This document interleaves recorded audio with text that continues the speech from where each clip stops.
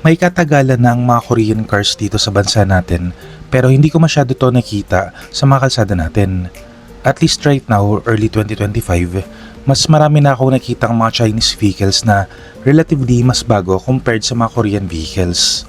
Hindi ko sigurado kung yung lumang stigma or stereotype ng mga Korean cars lives on today, pero unang tingin mo pa lang sa mga sasakyan ng Kia, alam mo na nakaka-catch up na sila sa mga designs ng Japanese, Americans, and even Europeans.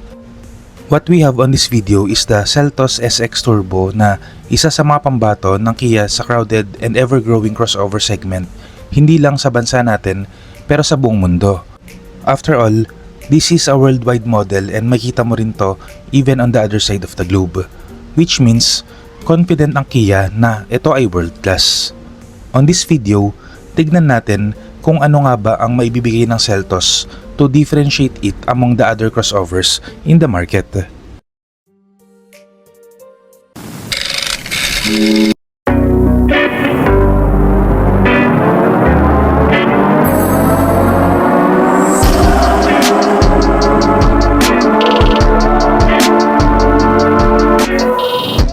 Before I go on, kung mahilig ka sa Philippine car news and reviews, I would appreciate it if you can consider giving a like on this video and subscribing to the channel.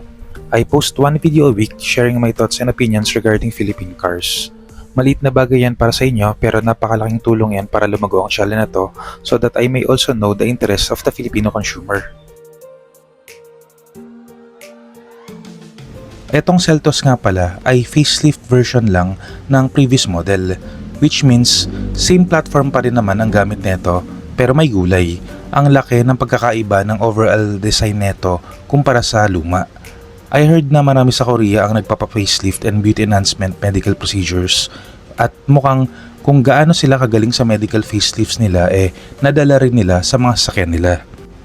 As expected from a top-of-the-line model, LED na lahat ng mga ilaw neto, including of course the daytime running lights na extended na sa kanyang Tiger Nose Grille, which is part of Kia's overall design language.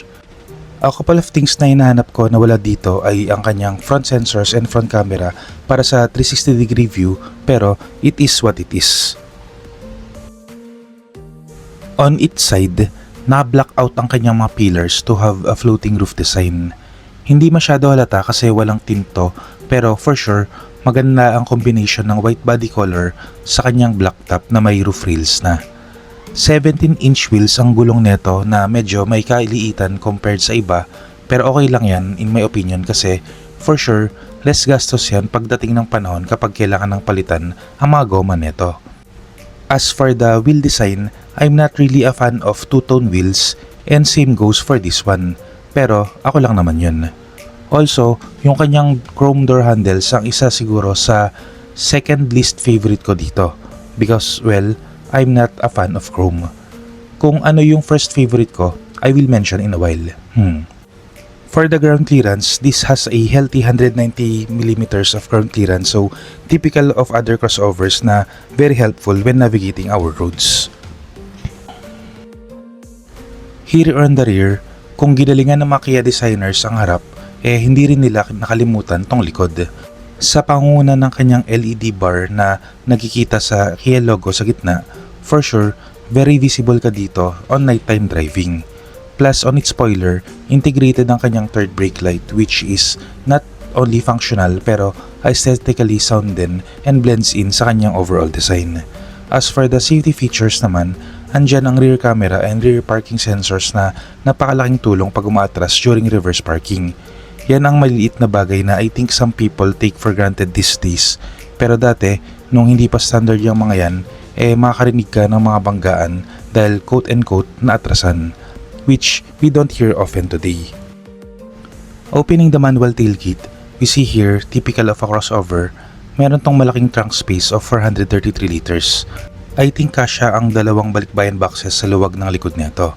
And another testament sa laki ng space dito is the availability of a spare tire na di hamak na mas prefer ko pa rin compared sa mga tire repair kits. With its large compartment, maraming pwedeng malagay dito na kailangan ding hatakin ng makina neto na maliit ng konti compared to its other variants. For context, ang other variants nito ay merong 1.5 liters na makina, pero for this top of the line model, mas maliit to ng onte at 1.4 liters pero naka-turbo na, which is theoretically will save you some gas money. Pero the combination of its engine and its DCT transmission is my least favorite part dito sa top of the line model na to, kasi I prefer naturally aspirated engines na merong conventional automatic or CVT na yes, may less power pero less complications din and less issue for long term of ownership. Entering the rear seats feels very business-like environment to with its black interior na I really prefer dahil hindi masyadong dumihin ang color na yun and relatively executive ang feeling ko despite its combination of black plastic materials on the sides with soft paddings na sa mga armrest and high traffic areas. Very nice design sa inside door handles. I'll say it again, it blends in sa kanyang design language because it really does.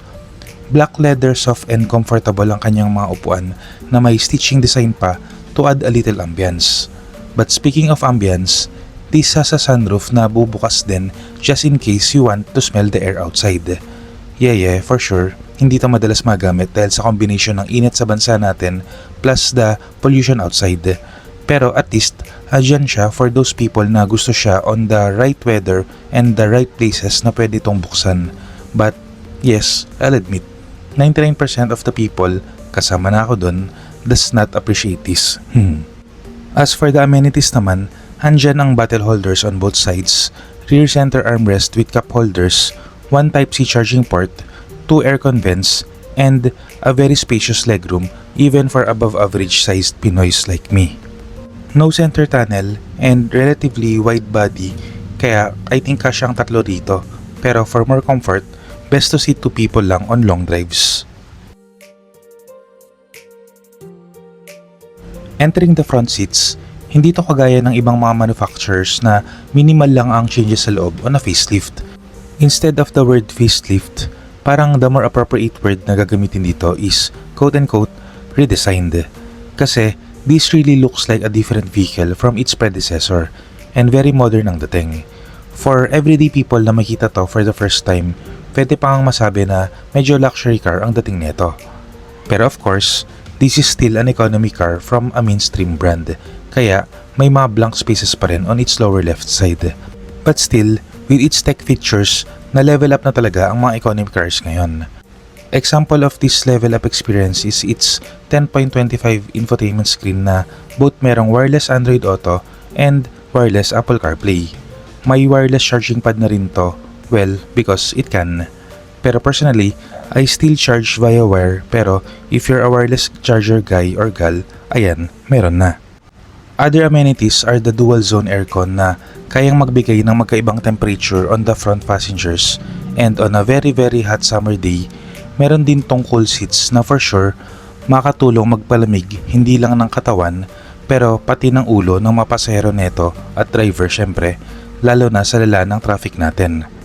For long drives, andyan ang adaptive cruise control and lane departure warning to keep the long drives more enjoyable and safer for everyone. With all those features said, magkano nga ba ang sasakyan na to? Currently priced at 1,688,000 Philippine peso, yes, this is almost a 1.7 million vehicle na I will admit, hindi ganun ka-economical and practical considering na may mga ibang 7-seater diesel vehicles ka na pwedeng mabili. Pero for sure, merong mga discounts and payment schemes na magpapagaang ng mga bayarin nito in the long run. To sum it up into 3 words, what this vehicle offers is refinement, comfort, and a little luxury. While some people appreciates that, ang mga everyday ordinary Pinoy buyers are not looking for that kasi. Kaya siguro, hindi ganun karami ang nakita nating Seltos sa kalsada natin. Pero having said that, I think this Seltos is a great vehicle to have for people na gustong mag-stand out. After all, hindi ganun karami tong mga to, kaya for sure, hindi ka mahihirapan hanapin to on mall parking lots na magkakamuka at halos pare-pareho ang mga model and make ng mga sakyan na makita mo. That's it for this video. Kung may gusto kayong idagdag, put them in the comment section down below. So this is Kai, your driver but not so sweet lover na nagsasabing, keep calm, drive safe, and stay awesome.